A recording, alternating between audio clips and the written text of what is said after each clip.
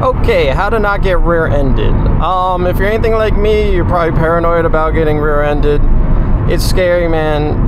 There's very few vehicles that have ever been made that can really handle like a rear impact, like your mom. I couldn't resist. But I'm sorry, that was so juvenile. But someone chuckled. Someone out there chuckled. But seriously though, cars are not designed to be hit like real hard from the rear, okay? And so I am paranoid about getting rear-ended. People are worse at driving than ever. And the last thing I want is some like college-aged girl texting, not paying attention, and she just rear-ends me, and now I can't walk for the rest of my life. I already got one hand, bro. What am I gonna do if I get rear-ended? I can't walk either. Come on. So I'm going to teach you guys how I avoid getting rear-ended, okay? I don't think the video will be... I'm good at avoiding getting rear-ended. It probably won't be that long of a video. Now, I'm going to show you the basics first, and then I'll show you, like, my final trick. The reality is just, if somebody's going to hit you, like, it's not much you can do. But, hey, I haven't been hit, so, maybe I'm on to something here. Now I have somebody tailgating me, so this is perfect. So actually I'll go into the more advanced technique in the beginning. I have this car behind me. They're really tailgating. Or maybe they're lost. I'll just assume, oh, okay, they're gonna turn off. Never mind, we'll show the trick after.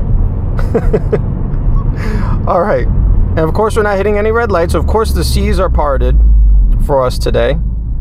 Why are you letting this person go? This is so dangerous. Just a random aside. This is emergent gameplay. Do not do what this person is doing. Go. You have to go. You have to go. This is not safe. This is the most dangerous thing ever. They're trying to be nice to this guy and let him go, but you got 2 lanes of traffic. We have people moving. Don't try to be a nice, like, I know you want to be a nice person. You cannot be a nice person in a situation like that. Because you're waving them, and then what happens a lot of times, people are like, okay, I'll go, and then there's still cars coming this way. It's not safe to do something like that. I love emergent gameplay, man. I was going to make a video on not getting rear-ended, and I just used up a video idea on that. So stop trying to be nice all the time. Just follow the rules of the road. It's better to just follow the rules of the road. Okay, now, I'm coming to a red light, right? I already showed you guys in other videos. We'll just go over it again. I leave space. I brake early. I always brake early. That way, I have at least a chance if somebody's gonna rear-end me. Okay, so maybe I can like kind of react and keep them off me. I can roll forward, right? Maybe I leave myself an out so I can like move out of the way. So brake early when you come to red lights to kind of get people's attention. Give yourself more time and data. Leave yourself a little space. Okay, so when you come to a red light and stop, I play my mirrors. I'm really like paying attention. I can't believe I'm hitting all the greens right now. I swear, this is like when you go to make a video, like, I don't know, the simulation. Do people even call it that anymore? It like messes with me, and it just does the exact opposite for once. Never in my life have I driven down this road and all the lights are green.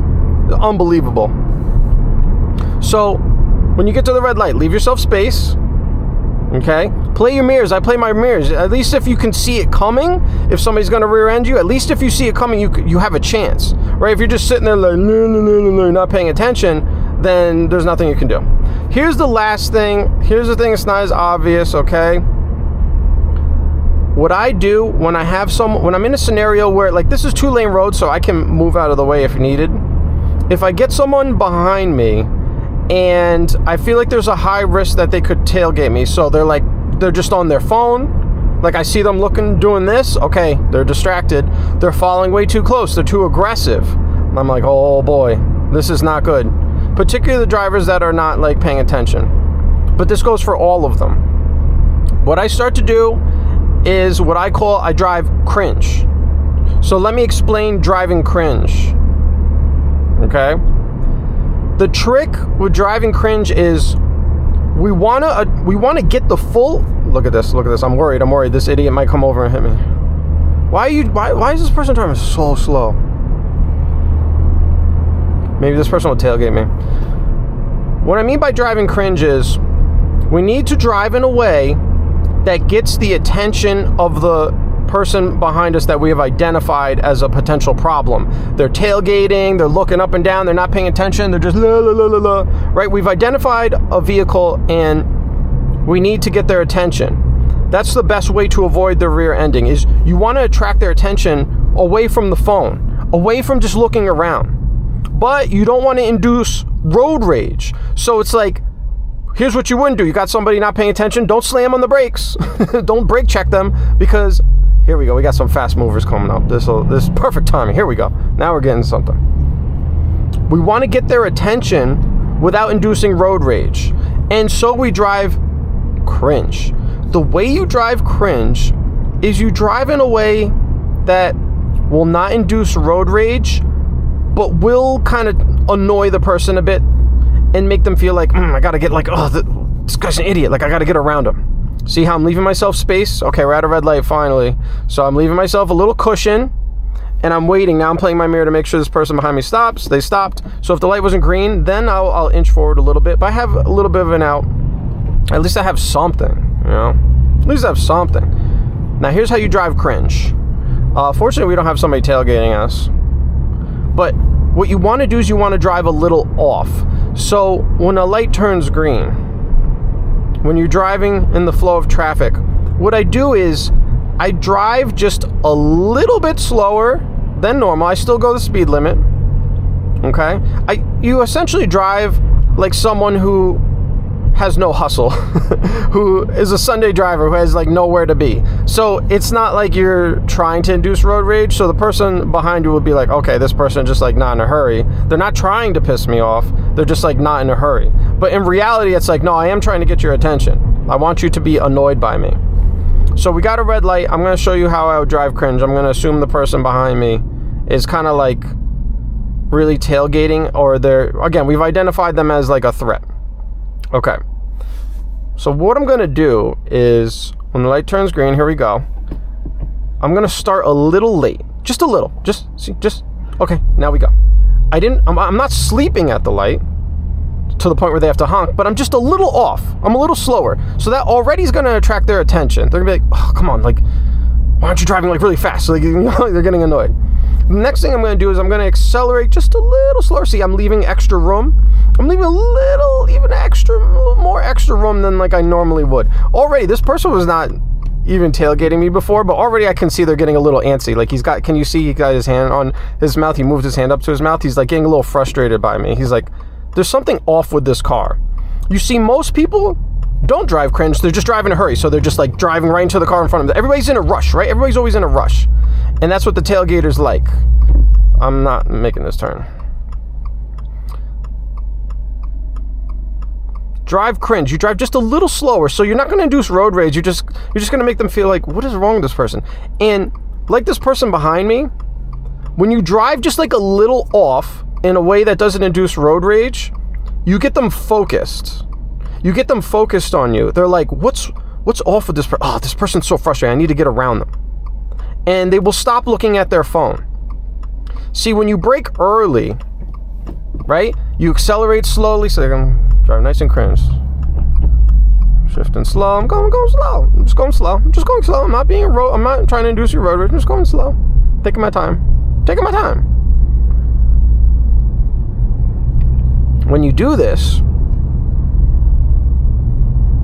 oh, this is a lot of traffic. Oh no. Sorry, I had to make a quick cut. I should probably do more cuts in my videos. Like, I don't know why I put the pressure on myself to make like a fully uncut video.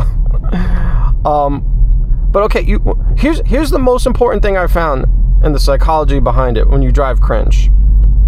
When you drive cringe, you break their concentration, okay, by starting a little slower and also braking a little early.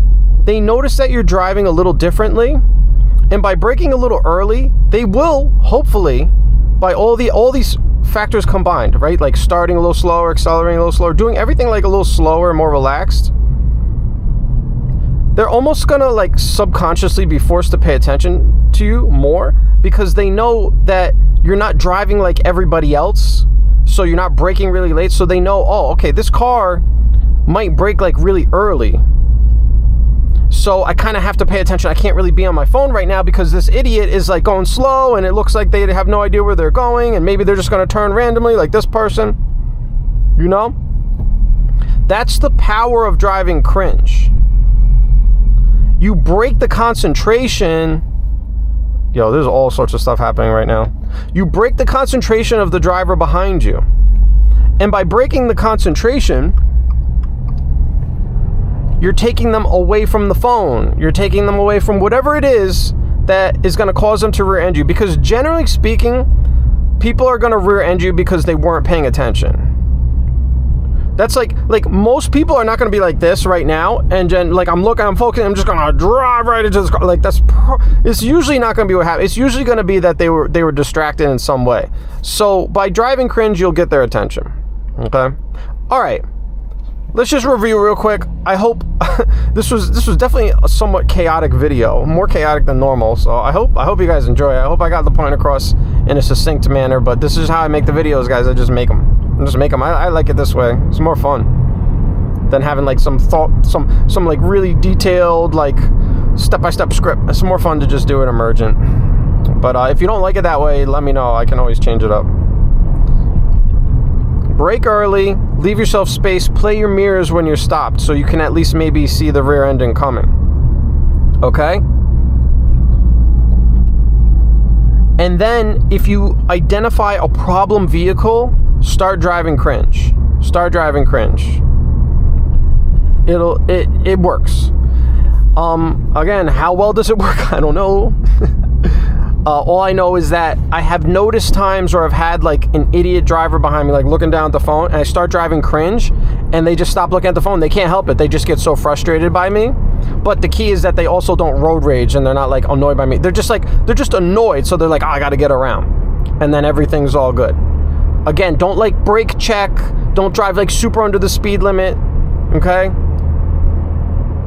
And that'll help you avoid the rear ending.